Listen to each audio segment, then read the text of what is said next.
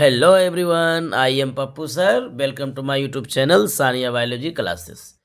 तो आज हम आपके लिए लेकर आए हैं कंपोजिशन ऑफ वेस्ट वाटर, यानी अपशिष्ट जल के संगठन। कहा जाता है कि कहना है कि 0.1% जो अशुद्धि है उसके मिल जाने से हमारा जो है कि जल पूरी तरह से प्रदूषित हो जाता है। मात्र 0.1% अगर अशुद्धि जल में मिल जाए तो हमारा वो पूरा जल जो है पीने योग्य या इस्तेमाल योग्य नहीं रहेगा। ऐसा वैज्ञानिकों का अनुसंधान के आधार पर कहा गया ये तथ्य है, जो काफ़ी सही भी है। अब कहा जाता है कि 0.1% जो अशुद्धि है वो कौन कौन से हैं, उसका नाम क्या क्या है। तो इन सारी चीज़ों को हम कवर करने का काम करेंगे। ठीक है, ओके, चलिए। तो पहले एक ग्राफ देख लेते हैं। कहा जाता है कि एक ग्राफ यहाँ पर बना हुआ है आपके सिलेबस में, बहुत ही इंपॉर्टेंट ग्राफ। ये एक सर्किल बनाएंगे पूरा गोल आप इस तरह से, और ये जो सर्किल आप बनाएंगे पूरा गोल इस तरह से, इसमें आपको क्या करना है कि यहाँ पर देखिएगा कि ये एरिया को पूरा कलर कर देना, रंग देना है, और ये पूरा ब्लू कलर का रहेगा, पूरा ब्लू हो जाएगा। ये इंडिकेट करता है कि 99.9% जो आपका वाटर है वो आपका यूज करने लायक है, और 0.1% इसमें इम्प्यूरिटीज मिल जाने से 0.1% इम्प्यूरिटीज जो है इसमें मिला हुआ है। अब कहा जाता है इसमें 0.1% जो इम्प्यूरिटीज मिला हुआ है वो कौन कौन है। इसको थोड़ा ग्राफ और इधर घसका के बनाएंगे तब जाके सब एडजस्ट होगा। ठीक है, ये कंपोजिशन हो गया। तो कंपोजिशन में हम लोग देखते हैं कि 0.1% ही क्या है, इम्प्यूरिटीज होता है।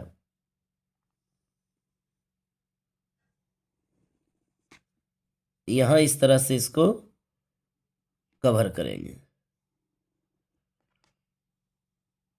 ये हो गया, ये हो गया। 99.9% आपका वाटर यूज करने लायक है, और यहाँ पर 0.1% जो इम्प्यूरिटीज है, कितना परसेंट इम्प्यूरिटीज इसमें अशुद्धि है, 0. जो अशुद्धि है वो आपका 0.1% है। तो यानी कि 0.1% अशुद्धि इसमें जाने से पूरे वाटर को क्या करता है, तहस नहस या कह सकते हैं उसके फिजिकल और केमिकल नेचर को चेंज कर देता है, भौतिक और रासायनिक गुण को क्या करता है, समाप्त कर देता है। ठीक है, अब कहते हैं कि इसका नाम क्या क्या है। कंपोजिशन ऑफ वेस्ट वाटर में कौन कौन से 0.1% में कौन कौन आता है, जो 0.1% इसमें मिलेगा वो कौन कौन आता है, उसका नाम क्या है। तो कहा जाता है कि सस्पेंडेड जो है, सस्पेंडेड जो ठोस है वो रहेगा। अब कहा जाता है सस्पेंडेड ठोस का एग्जाम्पल भी क्या हो सकता है सर, कैसे समझेंगे। तो आप देखते होंगे कि सेंड हो गया, बालू जो हो गया, बालू का जो कण हो गया, या फिर सिल्ट हो गया, यानी कि पतला पतला महीन महीन जो रहता है कण, है ना। और उसके बाद क्ले हो गया। ये सभी एग्जाम्पल है किसका, सस्पेंडेड ठोस का। तो ये सभी वाटर में अगर मिलेगा तो ये वाटर में मिलने से वाटर के भौतिक और रासायनिक गुण को समाप्त कर देगा। दूसरा हमारा आता है कोलॉइडल। कोलॉइडल जो है आपका, जो है कोलॉइडल पदार्थ। तो कोलॉइडल पदार्थ में आपका कौन कौन आता है। कोलॉइडल पदार्थ में जो होता है उसको हम लोग कहते हैं क्या कहते हैं कोलॉइडल पदार्थ में, जैसे कि बल हो गया, फीकल जिसको कहते हैं बल कहते हैं, बल हो सकता है, बल पदार्थ, बल हो गया, यानी जिस जंतु का या मनुष्य का, है ना, ये बल हो गया। उसके बाद जीवाणु हो गया। ये सभी कोलॉइडल पदार्थ है कि जो वाटर में रहता है। उसके बाद कपड़ा हो गया, अगर मान लिया जाए कपड़ा फटा पुराना कपड़ा, छोटा पतला कपड़ा कुछ भी हो। उसके बाद पेपर हो गया, है ना, ये क्या हो गया आपका, पेपर हो गया। उसके बाद आपका जो है रेशा हो गया। ये सभी आपका जो है कोलॉइडल पदार्थ में आता है। ठीक है, ओके। अब कहा जाता है तीसरा जो आपका है, जिसको हम लोग कहते हैं, तीसरा जिसको हम लोग कहते हैं ये घुलित, घुलित, है ना, डिजोल्व, घुलित पदार्थ जिसको बोलते हैं डिजोल्व मटेरियल। तो डिजोल्ड मटेरियल में कौन आएगा? जो पानी में आसानी से घुल जाए। तो आप देखते होंगे पोषक तत्व होगा। क्या होगा? पोषक तत्व होगा। पोषक तत्व में आपको क्या मिलेगा? तो नाइट्रेट मिलेंगे, क्योंकि आप जानते हैं कि नाइट्रेट बहुत जल्दी सोल्यूबल हो जाता है वाटर में। नाइट्रेट होगा, अमोनिया होगा, NH3 यानी कि अमोनिया होगा। उसके बाद आपका फॉस्फेट होगा। क्या होगा? फॉस्फेट होगा। यहाँ पर अट ले रहा, थोड़ा सा इधर कवर करते, यहाँ पर देखिएगा, है ना, इधर वहीं पर आपको नोट करना है, इधर हम आपको बताते हैं। ये फॉस्फेट होगा और ये अमोनिया के बाद क्या होगा? फॉस्फेट। और फॉस्फेट के बाद क्या होगा? सोडियम होगा। क्या होगा? सोडियम, Na सिंबल इसका लिख दिए, सोडियम होगा। उसके बाद क्या होगा? कैल्शियम। तो ये सभी घुलित पदार्थ, ये सभी पदार्थ क्या करते हैं? घुल जाते हैं पानी में। और पानी में घुलने के बाद पानी को यानी कि जल को पूरी तरह से प्रदूषित करने का काम करते हैं। फिर से इसको समझते हैं। अगर पूछा जाएगा आपके क्वेश्चन में इस बार कि अपशिष्ट जल के संगठन को बताएं, तो आप इसी तरह से बनाएंगे, आपका नंबर पूरी तरह से कवर होगा। समझिए, कहा जाता है कि 0.1% अशुद्धि मिलने से हमारा सारा जल बढ़िया है। यानी कि ऐसे समझिए, 100% में से 100% जो हमारा जल है उसमें से 99.9% जल हमारा अच्छा है। ठीक है, केवल 0.1% ही इस जल में अशुद्धि मिला हुआ। जो जल हम यूज करते हैं उस जल में 0.1% ही अशुद्धि है।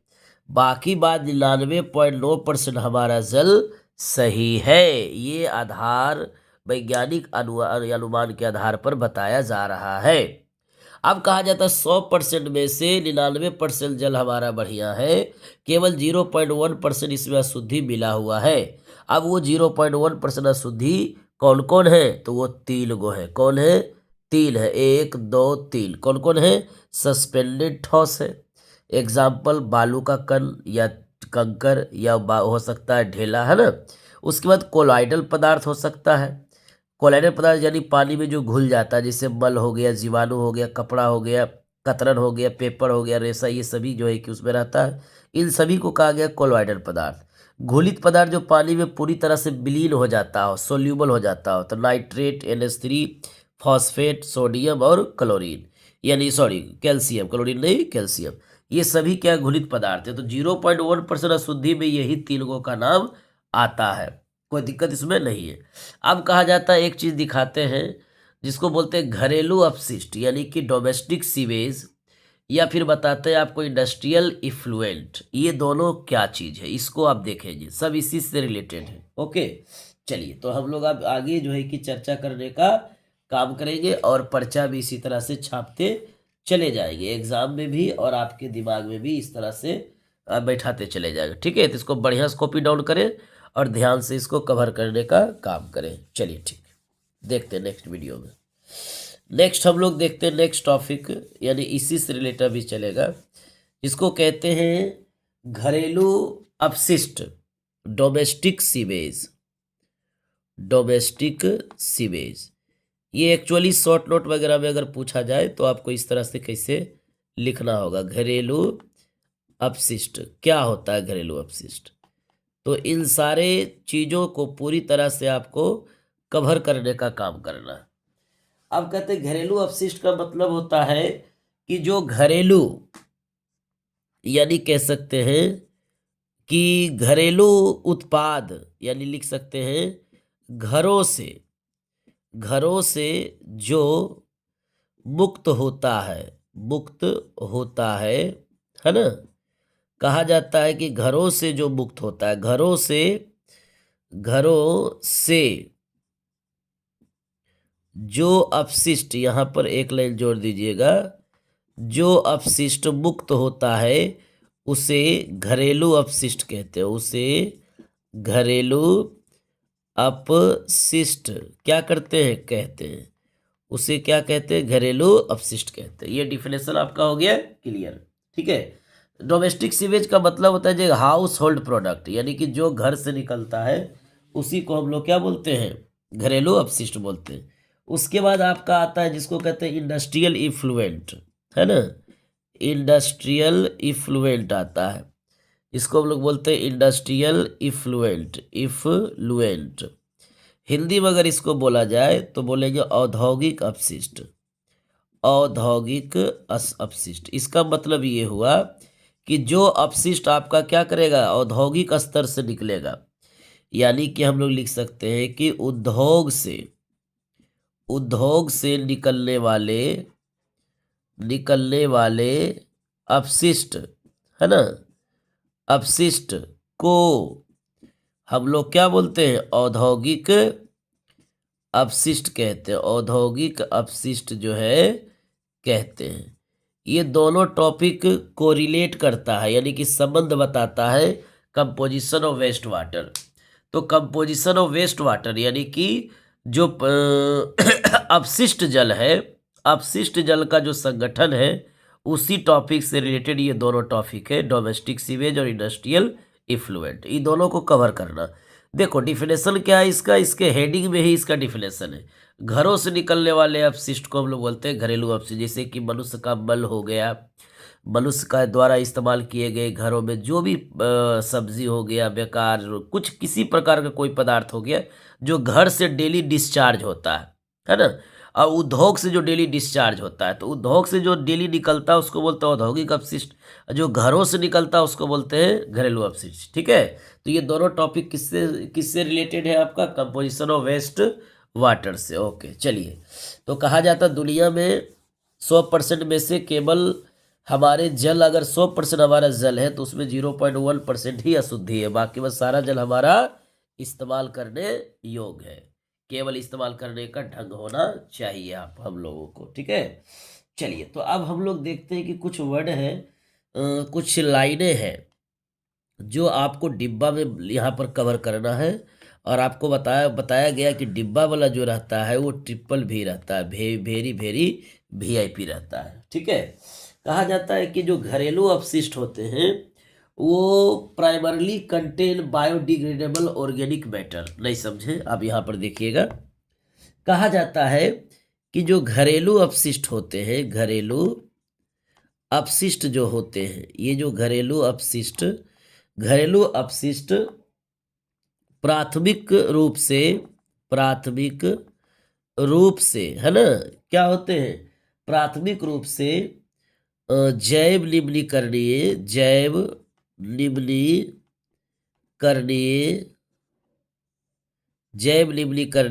कार्बनिक पदार्थ युक्त होते हैं। कार्बनिक पदार्थ क्या होते हैं, युक्त होते हैं। तो कहने का मतलब ये हुआ कि आप लोग देखेंगे कि जो हमारा क्या होता है, घरेलू अपशिष्ट होते हैं, जो आपके घरों से निकलता है अपशिष्ट, उस अपशिष्ट में प्राइमरली यानी सबसे प्राथमिक रूप से क्या उसमें मिलता है, जैव निम्नीकरणीय कार्बनिक पदार्थ। यानी ऐसा पदार्थ जिसका डिकम्पोजिशन इकोसिस्टम में या जिसका डिकम्पोजिशन पर्यावरण में हो सके, यानी कि जो सूक्ष्मजीवों के द्वारा अपघटित हो जाए पदार्थ, वही पदार्थ आपके घरों से निकलता है। ठीक है, इस चीज़ को आप जानिएगा। तो आपको पता होना चाहिए कि जो सूक्ष्मजीवों के द्वारा अपघटित हो जाता है वो पर्यावरण को ज़्यादा नुकसान नहीं पहुंचाता और वो पर्यावरण के लिए अच्छा होता है। और जैव निम्नीकरणीय रहता तो पर्यावरण को काफ़ी नुकसान और काफ़ी क्षति पहुंचाता और इकोसिस्टम को इनबैलेंस कर देता है। ओके चलिए, तो हम लोग देखेंगे आगे, डिस्कस करेंगे इस डिब्बा को बनाने के बाद। ये ट्रिपल भी है, वेरी वेरी VIP। अब कुछ वर्ड है जो आपको जानना होगा, जैसे कि एक क्वेश्चन से वाटर हाइसेंथ,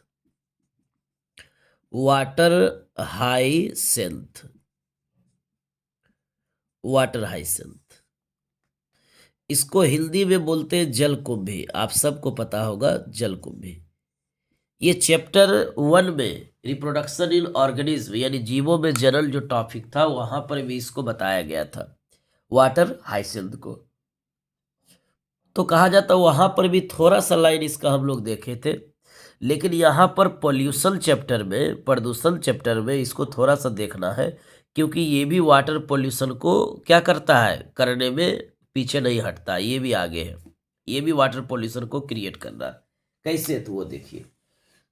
कहा जाता है कि इसको बॉटनी में, इसका जो बॉटेनिकल नेम होता है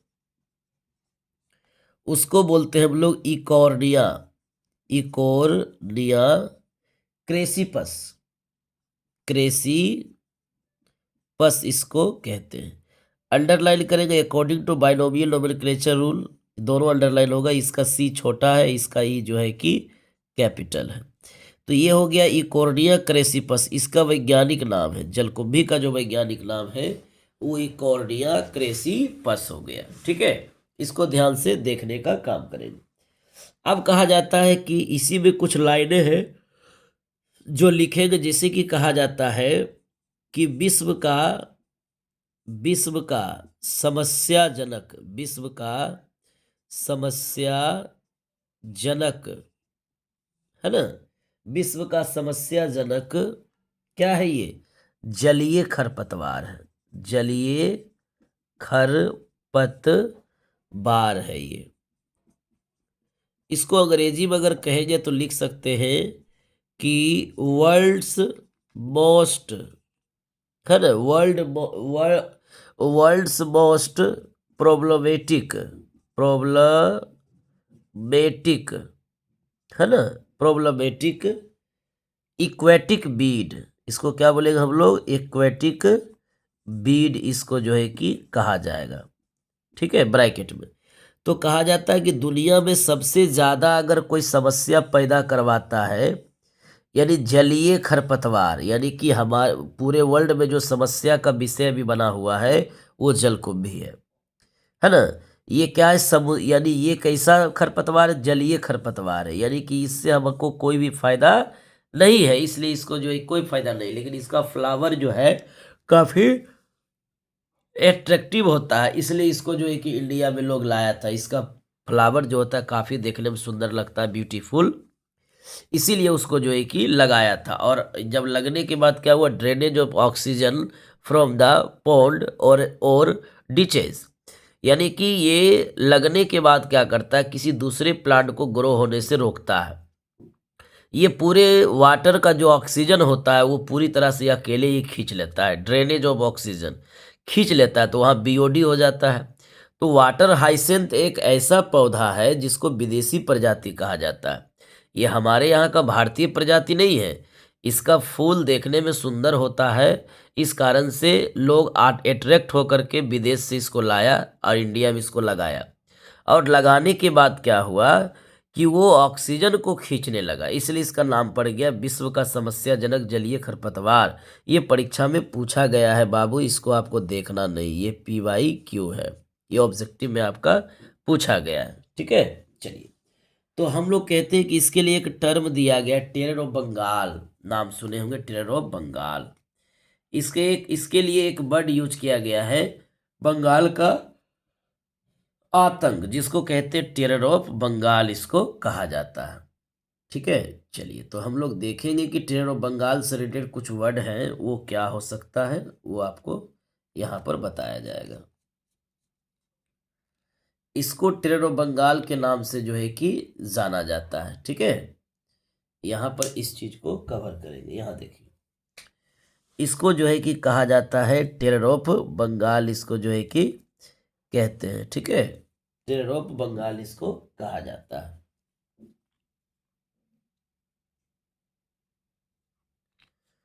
टेरर ऑफ बंगाल इसको कहा जाता है। तो यहाँ पर एक लाइनें हैं जो लिखेंगे यहाँ पर, इसे टेरर ऑफ बंगाल कहा जाता है, टेरर ऑफ बंगाल कहते हैं, यानी कि बंगाल का आतंक, नाम सुना होगा। ये भी ऑब्जेक्टिव आपका पूछा जा चुका है, ये भी PYQ है, और ये तो करंट जो है कि पिछला साल का ये PYQ है। तो ये दोनों ही प्रश्न आपसे पूछा जा चुका है, तो इस पर विशेष ध्यान हम लोगों को नहीं जाना चाहिए। ठीक है, एक ध्यान जाना चाहिए कि ये स्टेगनेंट वाटर में रहता है। स्टेगनेंट वाटर का मतलब समझते हैं, तालाब का पानी कैसा रहता है, स्थिर रहता है, तो ये स्थिर जल में रहता है। कौन सा जल में रहता है, ये स्थिर जल में रहता है, स्टेगनेंट वाटर में रहता है। ठीक है, ओके, चलिए, इस सबको पूरा कॉपी डाउन कर लीजिए। तो वाटर हाइसेंथ क्या है, इसका वैज्ञानिक नाम क्या है, और इससे जुड़ी हुई क्वेश्चंस क्या क्या पूछा गया है, ये सब हम आपको बता दिए। चलिए, तो अब हम लोग देखते हैं हैवी मेटल पॉल्यूशन, यानी कि हैवी मेटल पॉल्यूशन क्या होता है। हैवी मेटल पॉल्यूशन जो है वो क्या होता है, हिंदी इसका होता है भारी धातु प्रदूषण। भारी धातु प्रदूषण क्या होता है, भारी धातु प्रदूषण, इसका मतलब क्या है एक्चुअली, वो आपको जो है कि पूरा पूरा एकदम ध्यान बढ़िया से रखना है, ठीक है। भारी धातु प्रदूषण क्या होता है, तो कहा जाता है कि जल में जितने भी धातु जो होते हैं हैवी, जिससे ज़्यादा वाटर का भौतिक और रासायनिक गुण जो है कि क्षतिग्रस्त हो जाता है, चेंज हो जाता है, उस हैवी मेटल्स के प्रदूषण जो उत्पन्न होता है वो क्या क्या है। तो कहा जाता है कि आप देखते होंगे कि ये सभी जो निकलते हैं कहाँ से, उद्योग से निकलते हैं। ये किससे निकलते हैं, उद्योग से, इंडस्ट्रीज से। यानी उद्योग से भारी धातु जो है निकलता है और पानी में जाकर के प्रदूषण उत्पन्न करता है, ठीक है ना। तो इन सभी चीज़ों को कवर करने का काम करेंगे। और वाटर में क्या करता है ये, लेस देन आप देखे होंगे 5 ग्राम, है ना, 5 ग्राम जो है पर सेंटीमीटर क्यूब जो है कि ये फैलता है। जितने भी हैवी मेटल्स होते हैं उद्योग से निकलता है और वाटर में क्या करता है, इस रेशियो में जा कर के फैलता है। इसी रेशियो में सबकी क्वांटिटी होती है, कंसंट्रेशन। तो इसको आपको याद रखना है जरा सा बढ़िया से, 5 ग्राम पर सेंटीमीटर क्यूब। ओके, चलिए अब उन सारे हैवी मेटल्स का नाम लिखेंगे और उन सभी से क्या क्या प्रभाव पड़ता है उन सभी को कवर करने का काम करेंगे। तो सबसे पहले जो हमारा हैवी मेटल है वो क्या है, सबसे पहला जो हैवी मेटल है उसका नाम है Hg। Hg का सिंबल आप जानते हैं, इसको मरकरी कहते हैं। इससे इटाई और इटाई रोग होता है, इटाई इटाई रोग इससे होता है। कहा जाता है इटाई इटाई रोग कहते हैं किसको, तो कहते हैं कंकाल जो होता है वो टेढ़ा हो जाता है। कंकाल क्या होता है, टेढ़ा।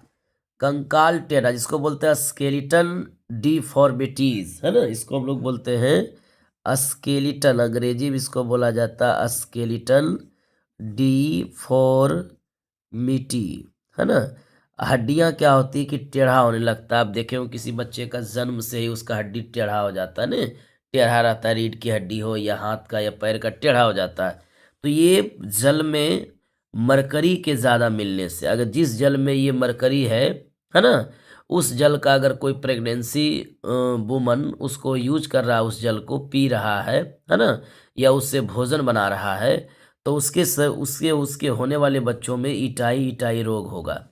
और इटाई इटाई रोग जब होगा तो उसका कंकाल टेढ़ा होगा, यानी कि उसका जो स्केल्टन होगा डिफॉर्मिटीज हो जाएगा, है ना। इसको आउच डिजीज भी कहते हैं, इसको जो है आउच डिजीज के नाम से भी जाना जाता है। ये दूसरा नाम इसलिए लिखे क्योंकि ऑब्जेक्टिव में कवर करने का काम कुछ भी वो कर सकता है। सॉरी सॉरी, उल्टा हो गया, ये सारे बीमारी Hg से नहीं होते हैं।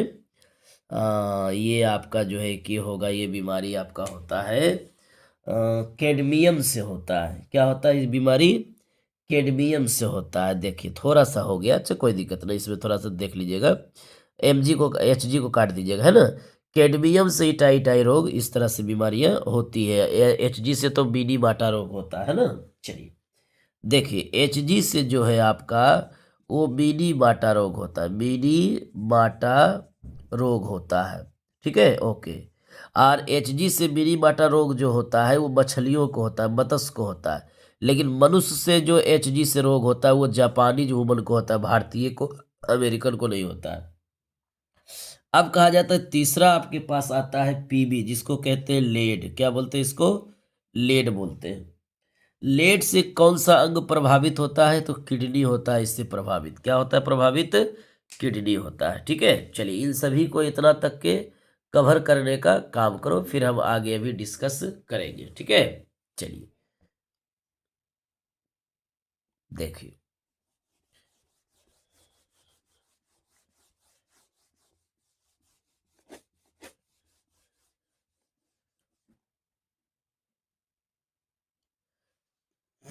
अब कहा जाता है कि आर्सेनिक होते हैं, क्या होते हैं? आर्सेनिक। आर्सेनिक से भी कौन सी बीमारी होती है, यानी कौन सा अंग प्रभावित होता है? तो आर्सेनिक से होता है फुट, है ना, ब्लैक फुट डिजीज, यानी कि जिसमें पैर क्या होता है? काला हो जाता है। ब्लैक फुट डिजीज इसको कहा जाता है, फुट रोग, जिसमें पैर क्या हो जाता है? काला हो जाता है। अब कहा जाता है NO3। NO3 से कौन सी बीमारी होती है? तो ये इंपॉर्टेंट है, इसको आपको याद रखना है, इस पर स्टार लगा दिए ट्रिपल। इसको कहा जाता है methemoglobin, methemoglobin, methemoglobin, या इसी को हम लोग कहते हैं ब्लू बेबी सिंड्रोम, इसको कहा जाता है ब्लू बेबी सिंड्रोम, इसको कहा जाता है ब्लू बेबी सिंड्रोम, या इसी को मेडिकल में इसको कहते हैं साइनोसिस। इसको क्या बोलते हैं? साइनोसिस भी के नाम से भी इसको जाना जाता है, इसको साइनोसिस कहते हैं। कहते हैं कि बच्चा जो जन्म लेगा उसका पूरा कलर कैसा होगा? ब्लू हो जाएगा, है ना। किसके वजह से? तो NO3 के वजह से। अगर जिस जल में NO3 है तो उससे आपके शरीर में क्या होगा? मिथ हीमोग्लोबिन होगा, और हीमोग्लोबिन क्या करेगा? वो रिएक्ट कर जाएगा, है ना, NO3 से, और उसका बॉडी का जो कलर होगा ब्लू, यानी ब्लू हो जाएगा, जिसलिए इसको ब्लू बेबी सिंड्रोम या साइनोसिस के नाम से भी जाना जाता है। इसको किस नाम से जाना जाता है? साइनोसिस के नाम से भी जाना जाता है। ओके। अब कहा जाता है अगर वाटर में कॉपर है, ये सब भी हैवी मेटल्स है, तो उससे यूरेमिया होगा। उससे क्या होगा? यूरेमिया। यूरेमिया मीन्स क्या होता है? उत्सर्जन संबंधी बीमारी है, यानी मूत्र संबंधी ये बीमारी होती है। ठीक है, चलिए, तो इतना आपको कवर करने का काम किए। अब हम लोग नेक्स्ट टॉपिक डील करने जा रहे हैं, जिसका नाम है कुछ ऐसे पॉइंट जो आपको पूरी तरह से कवर करने का काम करना है। जैसे कि कहा जाता है कि वाटर में, यानी कि जल में जो होता है ना, जल में क्या करते हैं कि डीओ, जिसको कहते हैं कि जल में जो है कि डीओ यानी घुलित ऑक्सीजन, जल में घुलित ऑक्सीजन जो होता है, ऑक्सीजन, वो क्या करता है? जल में घुलित ऑक्सीजन का जो कंटेंट है, यानी कि जो मात्रा है, जल में घुलित ऑक्सीजन की जो मात्रा है वो क्या है? 8.0, है ना, 8.0 mg लीटर, है ना, इनभर, यानी कि पर लीटर आपका जो है 8.0 जो है कि mg होता है। इसमें घुलित ऑक्सीजन की मात्रा जल में होती है, उससे कम होता है। अब कहा जाता है ये कॉन्टामिनेटेड होते हैं, ये क्या करते हैं कि कॉन्टामिनेट करता है, कॉन्टामिनेटेड, यानी कि जो कॉन्टामिनेटेड होता है वो बिलो, कॉन्टामिनेटेड कितना से नीचे होता है? 4.0, है ना, mg पर लीटर जो है कि क्या करता है? से नीचे रहता है, क्या करता है? से नीचे रहता है, और इसमें क्या करता है? इतना से क्या करता है? नीचे रहता है। तो अब हम लोग देखेंगे कि अगर मान लिया जाए जल में ऑक्सीजन की मात्रा इतना है, तो समझो हमारा जल इससे नीचे है, तो समझ जाओ हमारा जल क्या है? स्वच्छ है। ये हम क्या बोलेंगे? इसको स्वच्छ जल बोलेंगे, इसको प्रदूषित जल हम नहीं कहेंगे। क्या इसको बोलेंगे हम लोग? स्वच्छ जल कहेंगे। और अगर मान लिया जाए 4.0 mg लीटर, यानी पर लीटर 4.0 mg अगर रहा, क्या ऑक्सीजन रहा किसमें? जल में, या इससे नीचे रहा, इतना रहा तो ठीक है, इससे अगर नीचे रहा तो उसको हम लोग बोलेंगे प्रदूषण। क्या बोलेंगे इसको? प्रदूषण। कौन सा प्रदूषण बोलेंगे? जल प्रदूषण। इसको नीचे लिखिएगा डिजाइन से, ठीक है। चलिए, तो यहाँ तक हम आपको बताने का काम किए। अब हम लोग आगे एक लाइन यहाँ पर देखेंगे, उसके बाद आपको जो है कि नेक्स्ट वीडियो में फिर हम लोग देखेंगे कुछ नया चीज, ठीक है। ओके, अब यहाँ पर देखने का जो है कि काम किया जाएगा, ठीक है। इसको बढ़िया से कॉपी डाउन करेंगे, और कहीं कुछ मिस्टेक होना नहीं चाहिए, ठीक है। चलिए, अब कहा जाता है कुछ लाइनें हैं जो हम यहाँ पर लिखने का काम करेंगे, उसको बढ़िया से उतार लीजिएगा। कहा जाता है कि जो घुलित ऑक्सीजन होता है उसको कैसे मापा जाता है? घुलित ऑक्सीजन को ऑक्सीमीटर से मापते हैं, ऑक्सीमीटर से मापते हैं, ये एरो मार के लिखेंगे, मापते हैं, ये एरो मार के लिखेंगे। ठीक है, चलिए तो आज की वीडियो में इतना ही। कल हम आपके लिए लेकर आएंगे नेक्स्ट वीडियो में हम आपके लिए लेकर आएंगे जल प्रदूषण से संबंधित घटनाएं। जैसे वायु प्रदूषण से संबंधित घटनाएं था, उस तरह से जल प्रदूषण से संबंधित घटनाएं हैं, जिसमें आपको बताया जाएगा बीओडी, सीओडी, सुपोषण, यूट्रोफिकेशन, जैव आवर्धन, है ना, ये सारी चीज़ों को हम कवर करने का काम करेंगे। ठीक है, ओके, चलिए तो थैंक यू। इस वीडियो को शेयर और लाइक और बहुत ही ज़्यादा सब्सक्राइब करने का काम करेंगे।